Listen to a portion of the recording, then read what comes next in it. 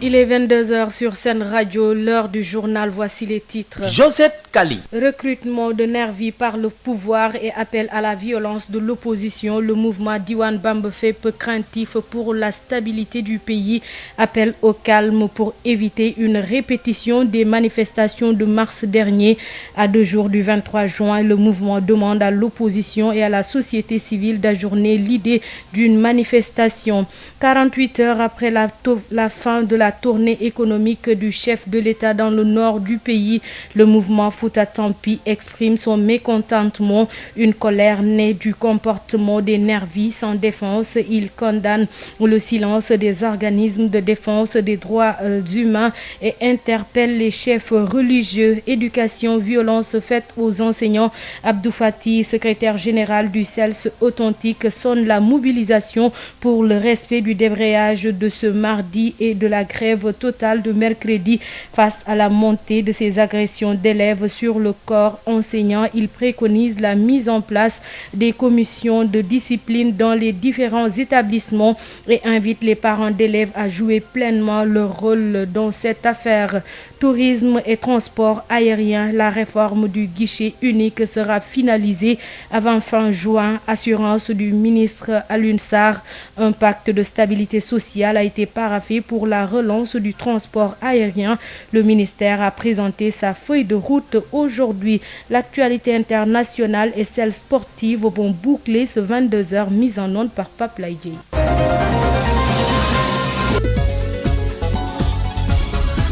Josette Kali. Qui vous dit bonsoir. Le mouvement Diwan Bamba Fep craint des lendemains sombres au sein du pays face à l'appel à la violence de l'opposition et au recrutement de nervis par le pouvoir. Un mouvement qui exhorte l'opposition et la société civile de surseoir à la marche prévue ce 23 juin afin d'éviter des événements similaires à ceux du mois de mars dernier. Il invite également le gouvernement à prendre toutes ses responsabilités pour la stabilité du pays. Aïssatou Gueiba. Des appels à riposter.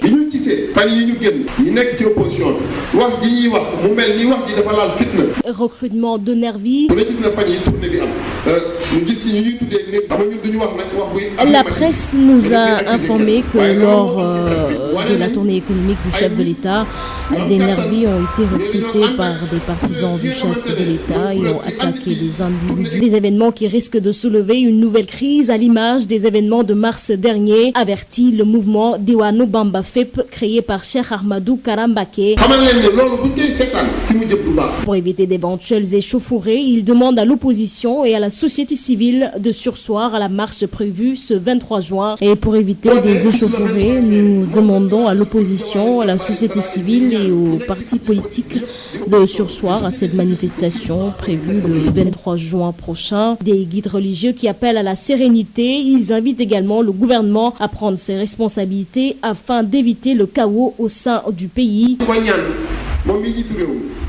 D'ailleurs, le chef de l'État devrait également prendre ses responsabilités, soit d'arrêter ses tournées économiques pour le bien de tous, ou revoir la formule de sa tournée économique à l'origine de fortes mobilisations qui créent souvent des incidents déplorables. Le mouvement Diwan Bamba Fep exhorte les autorités à respecter les dernières recommandations du Khalife général des Mourides afin d'éviter le scénario du mois de mars dernier.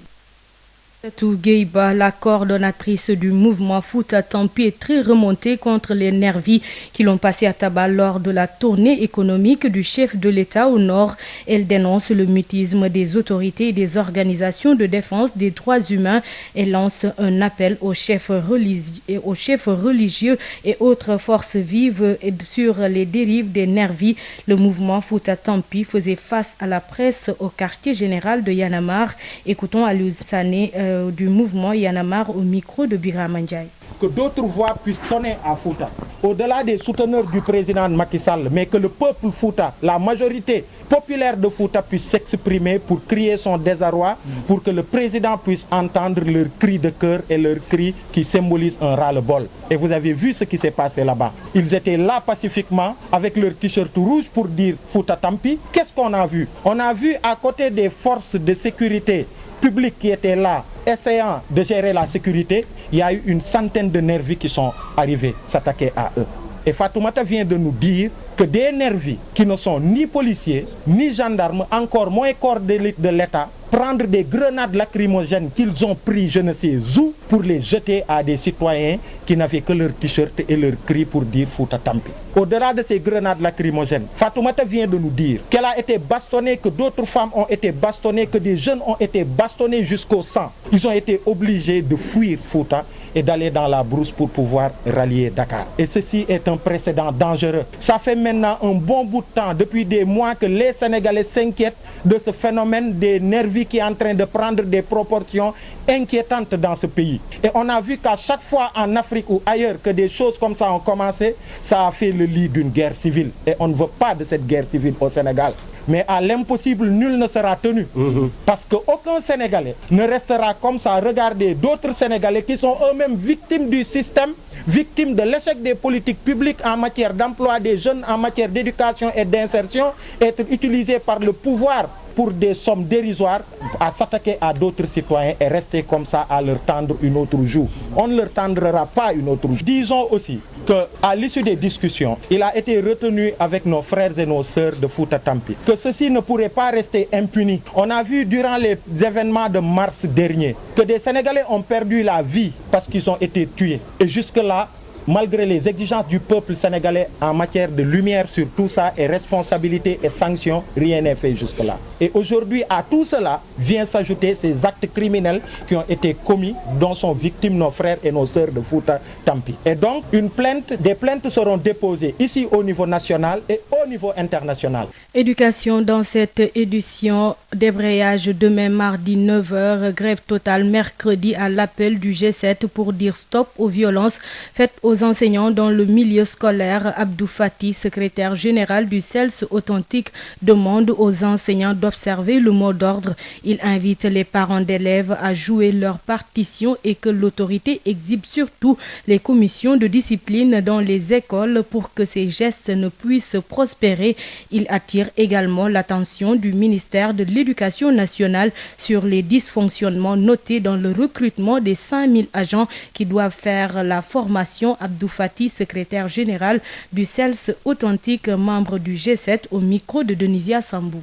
Effectivement, le G7 appelle tous les enseignants du Sénégal à observer pour demain, mardi 22, un débrayage à partir de 9h et grève totale le mercredi 23 pour protester vigoureusement contre les violences constatées dans l'espace scolaire. Depuis quelques années, les enseignants sont victimes d'agressions. Et récemment, nous avons tous constaté le cas de Thiaroye, le cas de Lambaye, le cas de Kébémer, le cas de Gandiaye. C'est inadmissible, trop c'est trop. C'est pourquoi les enseignants du Sénégal, debout comme seul homme, attirent l'attention de l'opinion, des parents d'élèves, sur effectivement ce qui guette l'école sénégalaise. Nous ne voudrions pas vraiment être confrontés à l'imparable. C'est pourquoi c'est un moment pour nous de communier avec la communauté, que les parents d'élèves fassent le travail et que l'autorité également exhibe surtout les commissions de discipline dans les écoles pour que effectivement ces gestes-là ne puissent pas prospérer. Parce que le monde s'est globalisé et on a constaté ailleurs que les enseignants même ont été tués. Nous profiterons également de cette journée pour attirer l'attention de l'Éducation nationale sur le recrutement des 5000 agents qui doivent effectivement faire la formation des instituteurs. Il y a beaucoup de dysfonctionnements et c'est le moment de faire une pause et de régler ces dysfonctionnements-là. Donc l'autorité est alertée, l'opinion est alertée sur les agressions et également sur l'impérieuse nécessité de relancer le monitoring. Sud FM, l'info, c'est ici. Raréfaction des ressources halieutiques, le ministre donne ses explications, non sans annoncer de sévir contre les bateaux qui pêchent dans des zones qui ne leur sont pas autorisées.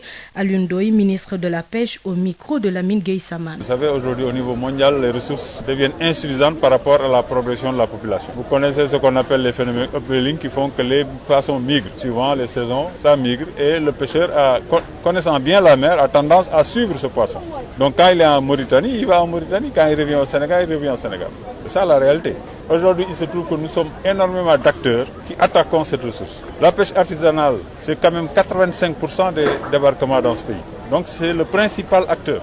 La pêche industrielle, c'est 15% en moyenne. Mais aujourd'hui, il y a trop d'acteurs. On aimerait avoir moins de bateaux dans la mer. On aimerait réguler également la pêche artisanale pour qu'il y ait moins de gâchis, moins de pertes, notamment des pertes post-capture et autres, qui pourraient régler nos problèmes. Donc tout ça, c'est un ensemble qu'il faut adresser convenablement et ne pas prendre simplement les raccourcis qui disent voilà, nous allons à tel endroit parce qu'il n'y a pas de poisson. Aujourd'hui, la Mauritanie elle-même commence à avoir des problèmes de poissons parce que les populations n'ont pas les mêmes rapports aux poissons. Nous sommes de gros consommateurs de poissons. Donc hier, quand le Sénégal faisait 3 millions d'habitants, il y avait beaucoup de poissons. Mais aujourd'hui, on est 17 millions. Donc forcément, et on n'a pas 1 mètre de plus de côte. On a toujours 718 km de côte. Et on est presque 24 000 acteurs, artisans qui chaque jour attaquent la mer. Donc tout ça, ça nous interpelle en tant que responsables. Ça interpelle les acteurs parce que nous devons gérer ensemble cette ressource.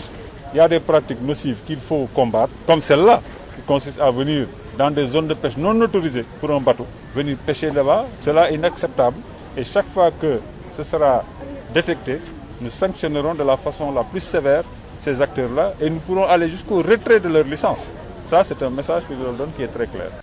Restons à Louga, les pêcheurs de Lompoul-sur-Mer vont se partager une enveloppe de 23 millions de francs CFA. Les bateaux industriels qui avaient détruit leur matériel de travail ont mis la main à la poche.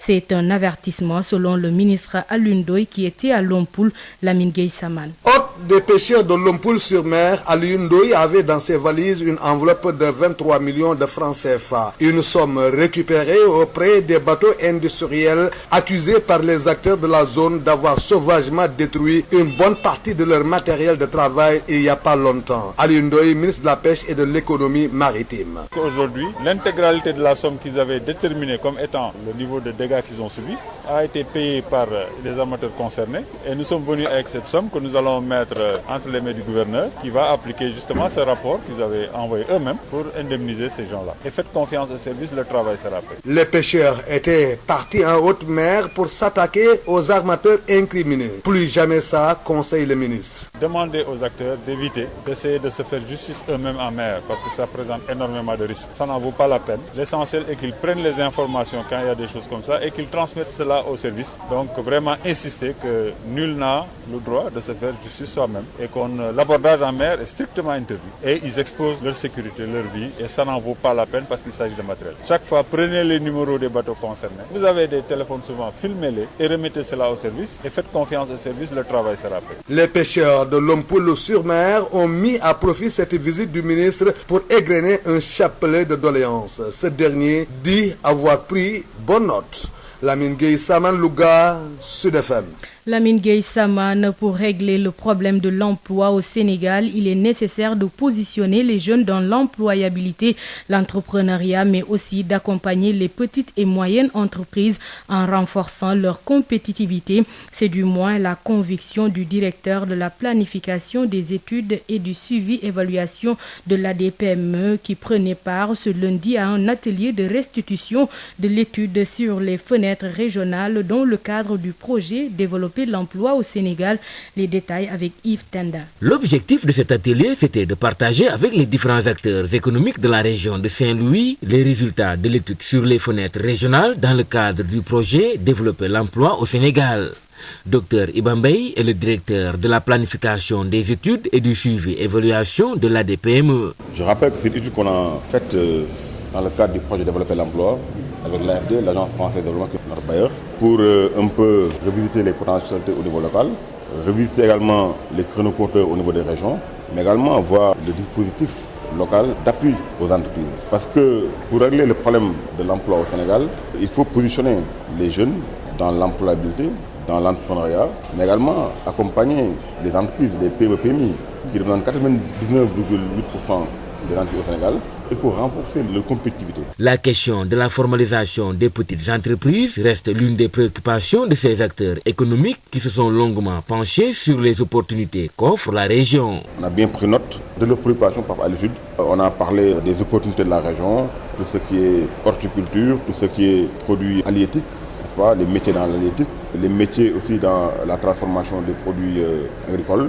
Et il y a eu des observations, notamment la prise en compte du tourisme dans la région, qui est une activité génératrice en tout cas d'emploi. et de valeur ajoutée dans la région. Cette activité entre ainsi dans le cadre du partenariat noué il y a 2 ans entre la DPME et la Chambre de commerce, d'industrie et d'agriculture de Saint-Louis, se félicite Fatou Sirassou, secrétaire général de la dite chambre. Cette séance qu'on a fait ici à Saint-Louis, à la Chambre de commerce, a sorti beaucoup de potentialités avec les opérateurs économiques aussi qui ont contribué par rapport à ça pour les créneaux porteurs, d'où la pêche avec une chaîne de valeur, le tourisme. Beaucoup d'observations sont sorties. Saint-Louis, Yves Tendeng, Sud FM. Présentation de la feuille de route du ministère du Tourisme et des Transports aériens ce lundi.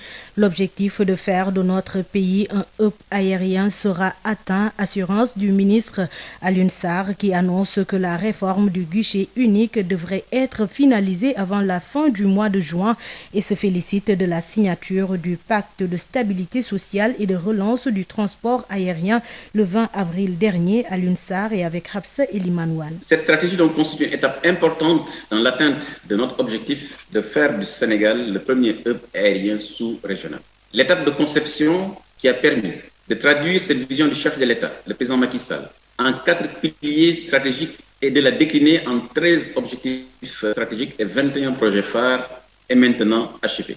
Il nous faut à présent entamer la phase de mise en œuvre. D'ailleurs, cette phase a démarré avec les réformes juridiques marquées notamment par la signature le 20 juin 2021 dernier du décret portant dissolution de l'Agence des aéroports du Sénégal, ADS, qui consacre ce décret la fusion entre les ADS et AIBD. Les autres textes relatifs à l'élargissement des compétences de AIBD sur tous les aéroports du Sénégal, ainsi que l'extension du champ de la RDIA au financement du hub aérien, la réforme du guichet unique devrait être finalisée avant la fin de ce mois de juin. L'ensemble de ces textes donc sont au niveau du secrétaire général du gouvernement. Il y a un travail important qui a déjà été fait avec les services pour leur finalisation et leur validation en Conseil des ministres. Le délai, c'est le 30 du mois de juin. Sur le plan social, la signature du pacte de stabilité sociale et de relance du transport aérien signé le 20 avril 2021, ainsi que la tenue les 11 et 12 juin 2021 de l'atelier avec les partenaires sociaux sur le partage de la stratégie du hub aérien et le pacte de stabilité sociale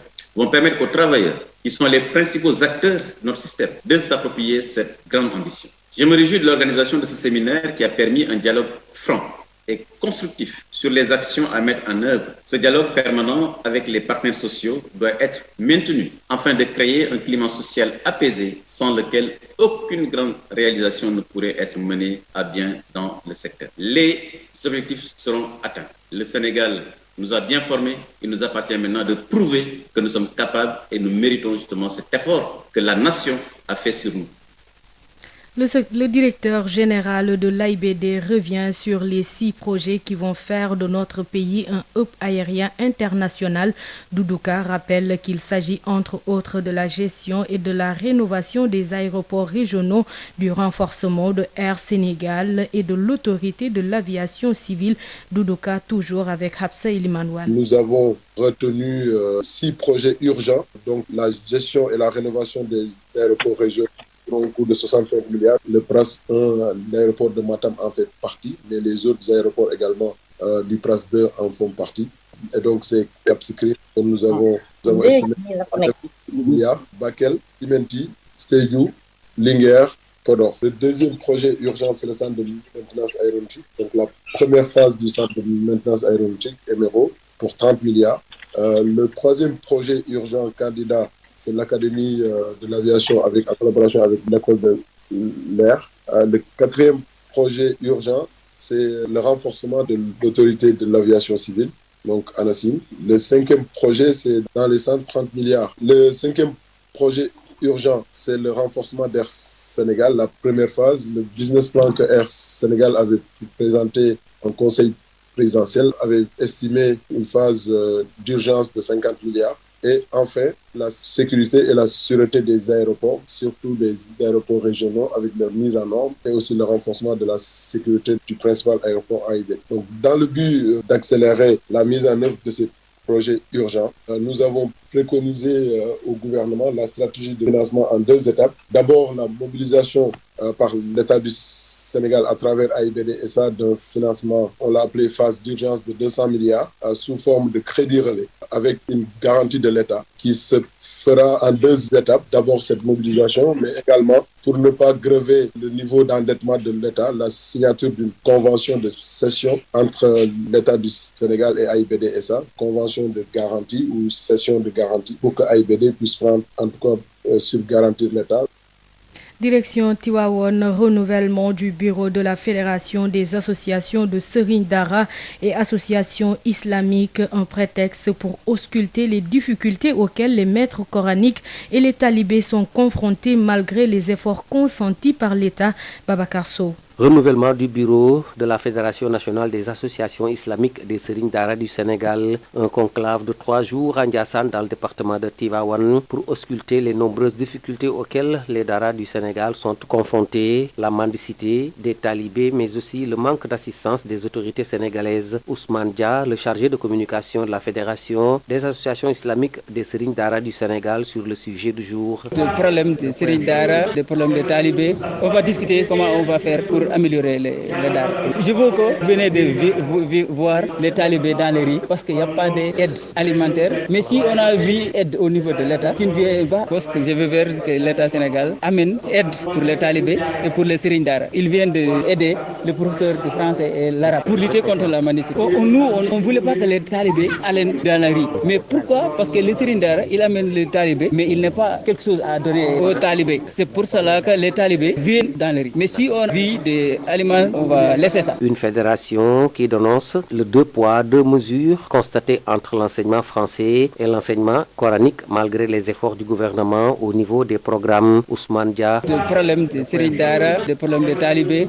on va discuter comment on va faire pour améliorer les Dara. Je veux que vous venez de voir les talibés dans les rues parce qu'il n'y a pas d'aide alimentaire. Mais si on a vu aide au niveau de l'État, tu ne viens pas parce que je veux voir que l'État Sénégal amène aide pour les talibés et pour les Serigne Dara. Ils viennent d'aider les professeurs de français et l'arabe pour lutter contre la mendicité. Nous, on ne voulait pas que les talibés allaient dans la rue. Mais pourquoi? Parce que les Serigne Dara, ils amènent les talibés, mais il n'y a pas quelque chose à donner aux talibés. C'est pour cela que les talibés viennent dans les rues. Mais si on vit des aliments, on va laisser ça. Tivaouane, Babacar Sow depuis Ndiassane pour Sud FM. Sud FM vous transporte partout au Sénégal et dans le monde. Sud International. Les députés burkinabés en session extraordinaire, c'est la première de l'année 2021. 3 dossiers sont à l'ordre du jour. Le débat d'orientation budgétaire, la loi portant prorogation de l'état d'urgence et le cadre juridique du partenariat public-privé.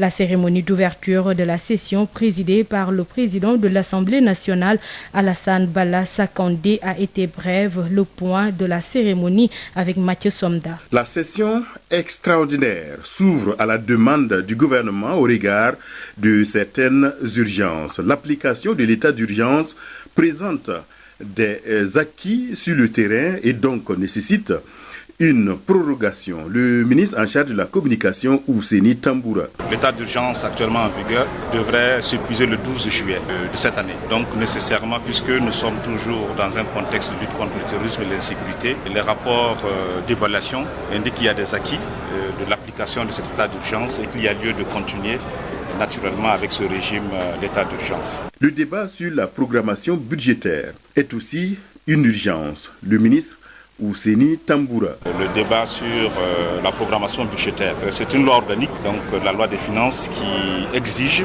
que au plus tard le 30 juin de chaque année, il est organisé donc à l'Assemblée nationale un débat sur les orientations budgétaires. Et en l'occurrence ici pour les années 2022 allant à 2024. Donc telles sont les raisons légales qui justifient donc cette session. Et une fois que la session du Parlement est ouverte, qu'elle soit ordinaire ou extraordinaire, vous savez que le gouvernement a tout loisir d'inscrire d'autres projets de loi. Et pour cette session, nous avons inscrit un projet de loi sur le cadre juridique du partenariat public-privé, qui est une des modalités donc de mobilisation de l'investissement dans notre pays. À l'hémicycle, pour l'ouverture de cette session extraordinaire, 3 membres du gouvernement, Zéphirin Diabré en charge de la réconciliation, Ouseni Compaoré de la sécurité et Ouseni Tamboura de la communication. Mathieu Somda depuis Ouagadougou pour Sud FM. En Guinée, le gouvernement interdit jusqu'à nouvel ordre la coupe et le transport du bois sur toute l'étendue du territoire national, une mesure justifiée par la coupe abusive et l'exploitation illicite des ressources forestières. Mais cette décision crée l'inquiétude chez les opérateurs de bois qui invitent les autorités à revenir sur cette décision. Amadou Ribari. Cette décision du ministère de l'Environnement, des Eaux et Forêts intervient quelques jours après l'annonce de saisie de bois coupés illégalement dans 2 préfectures du pays. Dans le communiqué du gouvernement, il est indiqué qu'il est formellement interdit jusqu'à nouvel ordre à tout citoyen de couper ou transporter le bois. Plus loin, les autorités guinéennes annoncent l'interdiction de délivrance de permis de coupe.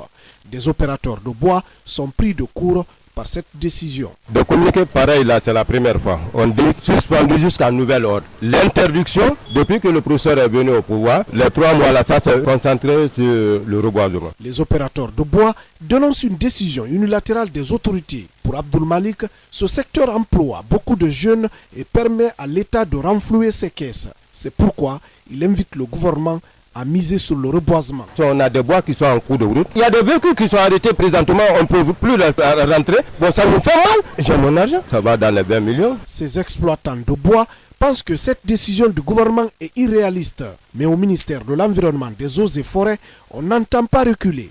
Le directeur national de la forêt prévient que tout contrevenant subira les rigueurs de la loi. Abdoul Diallo. Il y a certains qui vont toujours essayer. Donc là, s'ils tombent dans nos filets, tant pis pour eux, ils vont répondre. Pour ce cadre du ministère de l'Environnement, la forêt guinéenne est aujourd'hui plus que dévastée. Pour lui, il y a 50 ans, le pays avait 14 millions d'hectares de forêt, mais à ce jour, il ne dispose que 700 000 hectares. Amadou Ribari, depuis Conakry, pour Sud FM. Fin des matchs de poule dans le groupe C Euro 2020. Le Danemark s'impose 4-1 face à la Russie, tout comme la Belgique qui bat la Finlande par 2-0. La Belgique et le Danemark assurent leur ticket pour les 8e de finale. Copa América, on joue la 57e minute entre l'Uruguay et le Chili mène par 1-0. À 0h, l'Argentine fera face au Paraguay. Place à votre page santé avec Marie-Rosalie Ndiaye. Yotox anti-moustique pour le corps, les vêtements, les rideaux et draps vous protège contre les moustiques chez l'adulte et l'enfant. Val d'Afrique vous offre votre journal de la santé. Bonjour à tous et bienvenue dans le cadre d'une journée d'orientation des journalistes sur la gestion des rumeurs et des fausses informations. L'OMS vient en soutien aux journalistes pour leur permettre d'apporter la lumière sur les rumeurs à propos des vaccins contre la Covid-19 et de transmettre la bonne information aux populations pour qu'elles puissent aller se faire vacciner. Neima Gendao, consultante en communication des risques et engagement communautaire de l'OMS, au micro de Ndeye Fatou Diop.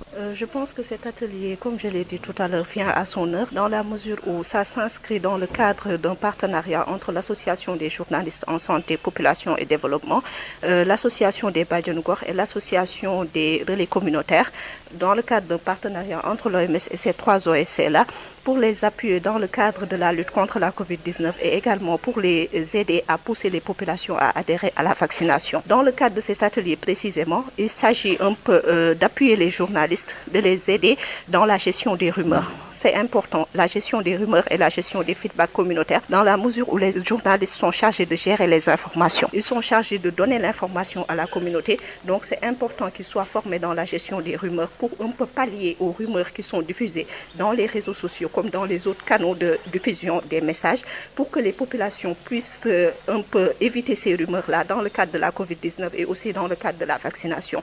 Et ce, pour leur permettre un peu d'adhérer à la vaccination, d'occulter les rumeurs qui sont diffusées par rapport à la vaccination et de pouvoir aller se faire vacciner. Cette rencontre s'inscrit dans une dynamique de partenariat entre l'OMS et l'Association des journalistes en santé, population, développement. Le président de la JSPD, Alassane Cissé, est avec Ndeye Fatou Diop. Cette rencontre s'inscrit dans une dynamique dynamique de partenariat avec l'OMS, l'Organisation mondiale de la santé, également le CNEPS, le Service national de l'éducation et de l'information pour la santé.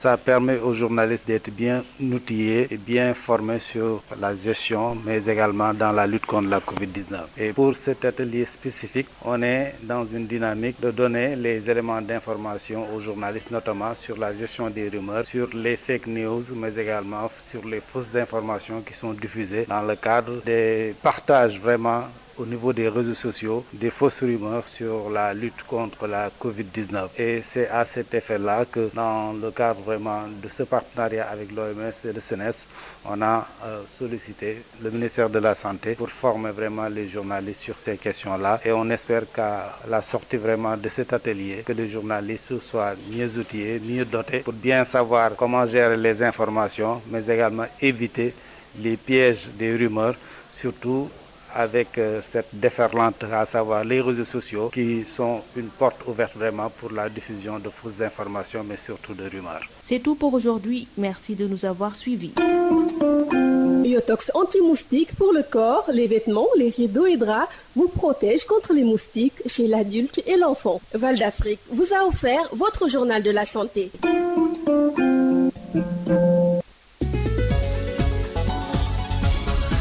Josette Kali. C'est la fin de ce 22h. Tout de suite, le rappel des titres.